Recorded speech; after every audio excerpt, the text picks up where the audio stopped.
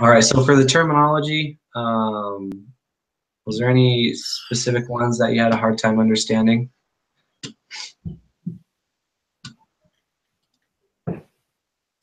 I mean, not other than just having to read the definitions to know what to do with them. They're not gelled in my mind yet. Yeah, and kind of with any term or so forth, unless you have application, it's not really going to stick. Yeah. Yeah. Okay. All right. I guess we can just go ahead and get started with the quiz then. Yeah. Okay. Let me. All right. So the first one, find the margin of error for a 90% confidence interval when the standard deviation is 50 and the number of samples is 25.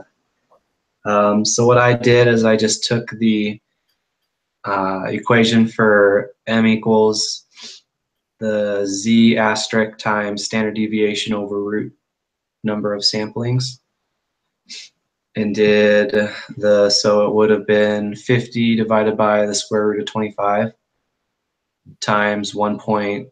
1.96. Well, I wanted a 90%, so it wouldn't have been 1.96. It would have been 1.645.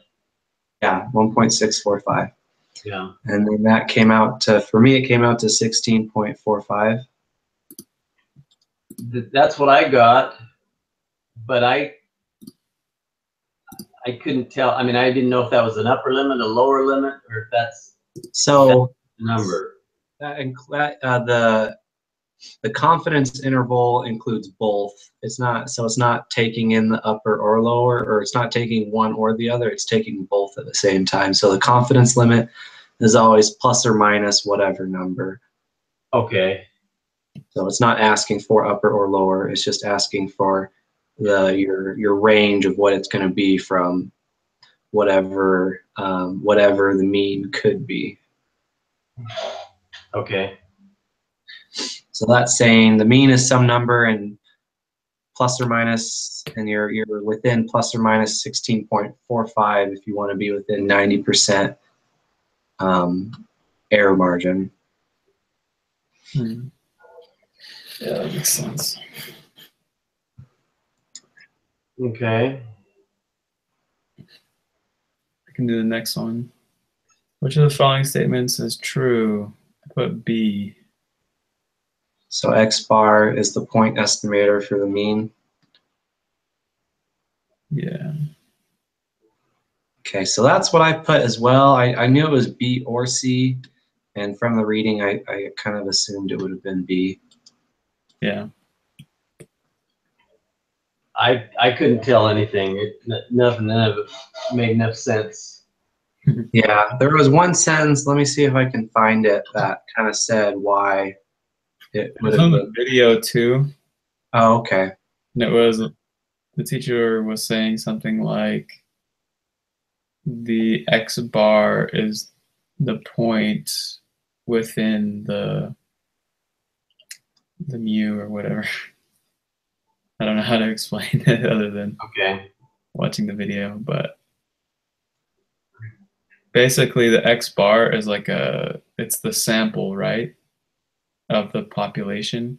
Yeah. That's true. Yeah, I mean yeah. So basically it's saying the X bar is inside of the population. Okay. Okay.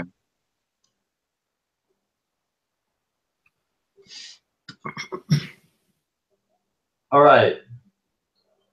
For the next 5 questions, Gina wants to construct a 95% confidence interval. She knows the standard deviation, 113.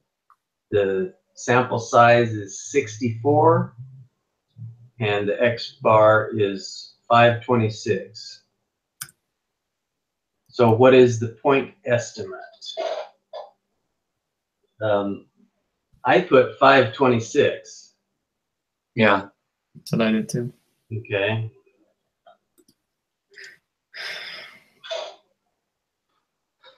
And then number 6, what is the margin of error for a 95% confidence interval for the true GMAT score? And that's the same process as question 3. And with that, or I assumed it was, and I got 27.685 when calculating.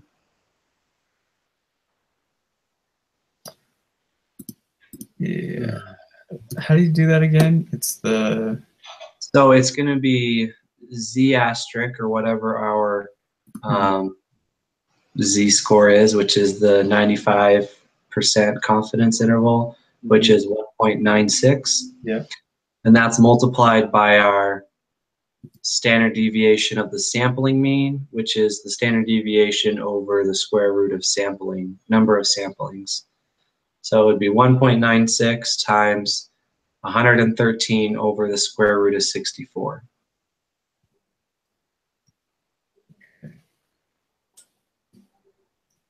And that gives our margin of error. So that is plus or minus from the X bar. Yeah. You got 27.685? Yeah. Okay, I had done something wrong first. I had put a number in for the X bar and that threw it off. So yeah, so that when it's actually asking for our lower or upper limit, you'll want to use X bar. But when solving for just M or the interval or confidence interval, you don't use the X minus Z asterisk over or times standard deviation over root number of samplings. You just use the M equals Z asterisk standard deviation over the root number of samplings. Okay. So basically, you just drop the X bar. Yeah. So, yeah. Okay. So for number 7, what is the lower limit of the confidence interval? I got 498.315. Okay.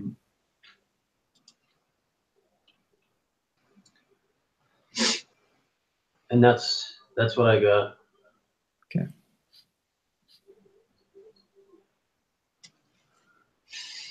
Number 8, it's just the opposite. You add to the original X bar, and I got 553.685 for the upper limit. That's what I got. And number 9, what happens to the width of the confidence interval if GINA increases the sample size? That should increase the confidence interval also.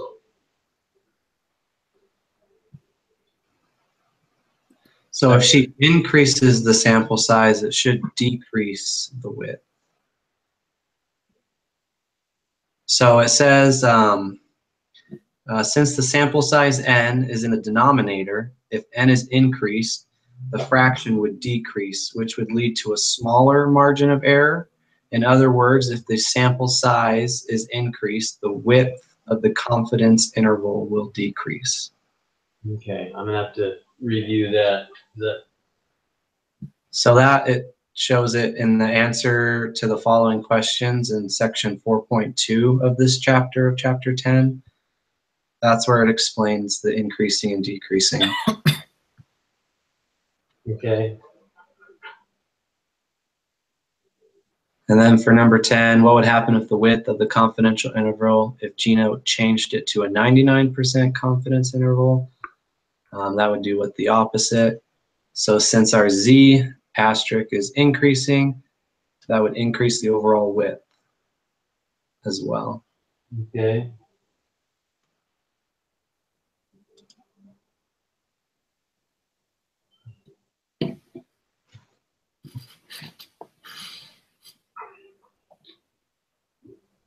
My turn? Yeah. Bright Bulb Company is planning to study to assess the average life expectancy of their bulbs. They know the standard deviation is 400 hours. They want a 95% confidence confidence interval and a margin of error of 50 hours. What sample size do they need? And I haven't done this one yet. So this one, what we do is we take the equation of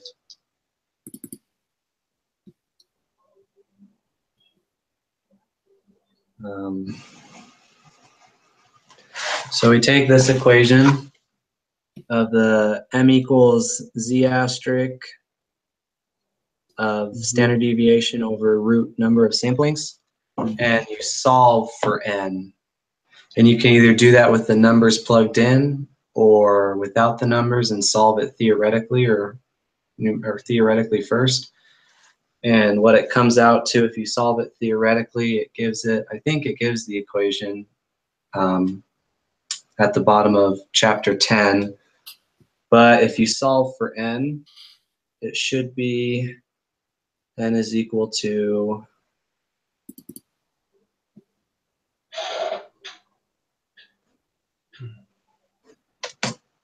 oops.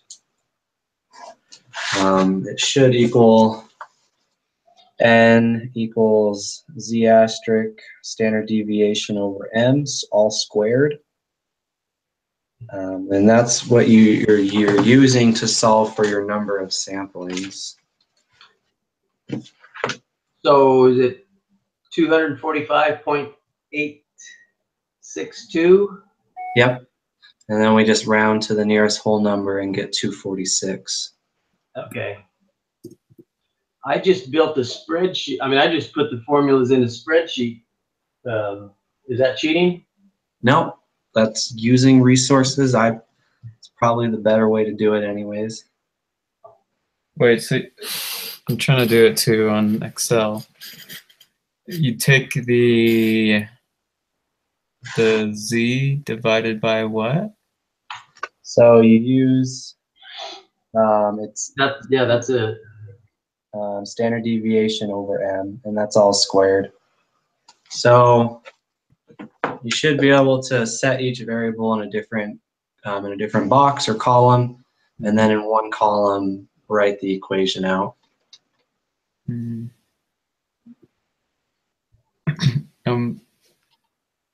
Okay.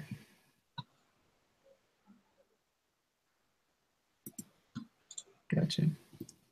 And you got what again? 246. I'll go for it, Lester. 246. Okay.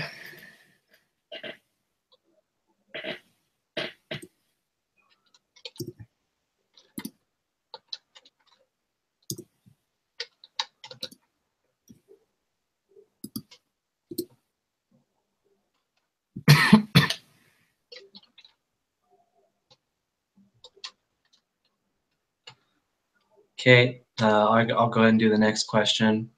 So it says the mean salary of actuaries is 100,000. The standard deviation is 36,730. If you are interested to know if the mean salary for women actuaries is different from the population mean, but are not sure if it is higher or lower.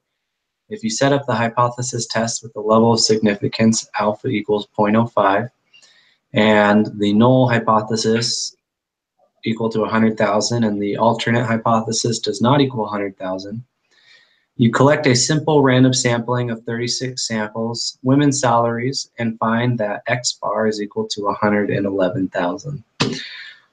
What is the lower limit of the 95% confidence interval? So I kind of assumed a lot of this information was not needed, such as the level of significance in our null and alternate hypothesis. Mm-hmm. We're kind of just focusing on solving or using the statement we were given in the reading of X bar minus Z asterisk standard deviation over the number of samplings. And so I used that just like we did earlier and got You 111,000 for the X bar, which was given, minus Z asterisk standard deviation over root number of samplings, and that came out to 11,998.5. And when I solved for the lower limit, it was at 99,002.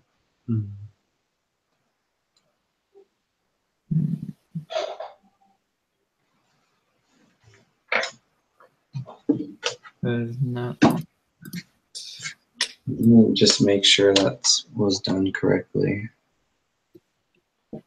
I got 78,333. So what was your confidence interval? Confidence was 1.96. Well, that's our Z asterisk. What was the Z asterisk times standard deviation over the number of samplings that you got? Oh.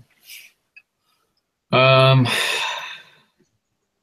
a good question. I just have it in Excel with the whole formula in there, and I just changed out the numbers. Let's see. So our Z asterisk is equal to 1.96. Yeah. And our standard deviation was 36,730. That's where I messed up. And then our end samplings is 36. 99,001. So yeah, I got 99,001.5 and just rounded up. Yeah. Let me try. So 99,002 says to the whole nearest whole number.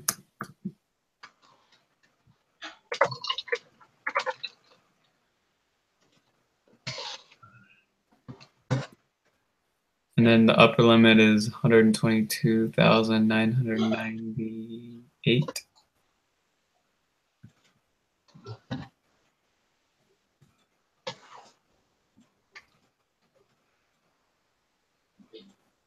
Um, 100.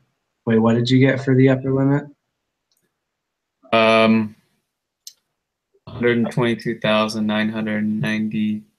122,998. 98. That's what I got. I got 98.467. So You got 12,998 point. yeah, 122,000. 122,000. 122,000. Okay, yeah. I missed a 2. 122,000, and then rounding up, so 122,999. Yeah, it depends how you round it. Do we round up? So on the that? way, Nearest whole number. yeah, I guess you round down, or I guess you round down, because on one of the problems they did on the The sample, when you're getting a sample size, that said you always round up. okay, but with this probably round down. Yeah.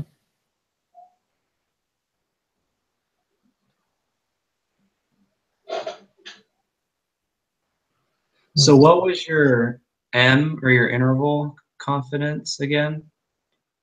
What you minused and plussed each number from? 190. I've got 1.96. Or is that? I'm sorry, that's not what we're talking about. So that's the Z. So Yeah, that's the Z asterisk. I was wondering about what M is, which is Z asterisk times standard deviation over root N. Let me do it really quick. Because I just have the whole thing plugged in.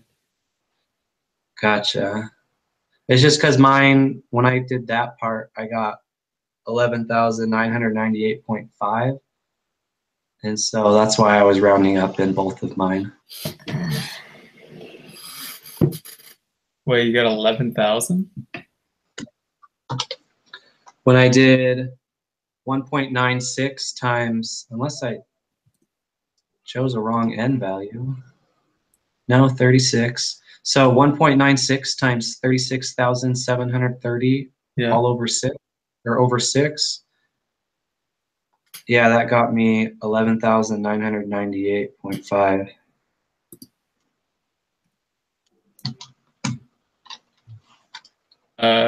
Yeah. That's what I got as well.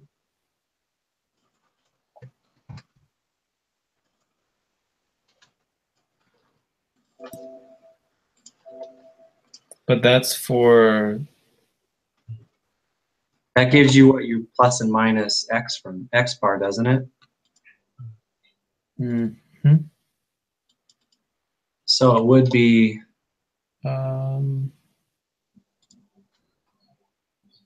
is it? Oh, so that would give you 122,999. yeah, okay. Yeah, that makes sense.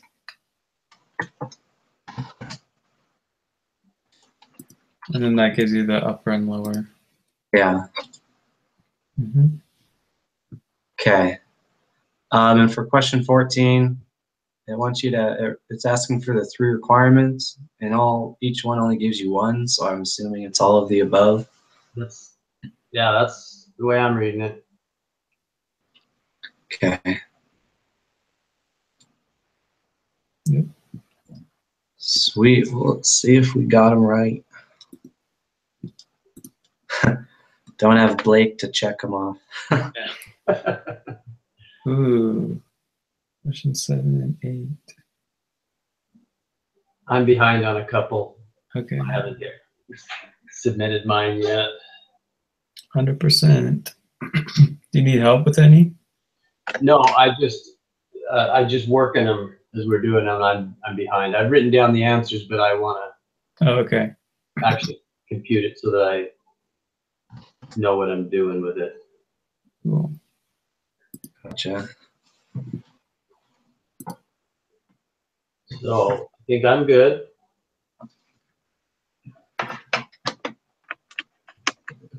All right, sweet. Well, I'll go ahead and get this submitted then. Thanks for doing that. Yeah, absolutely. You're the man. You guys have a good night. Yeah. Good luck with your interview. Thank you. Don't fail.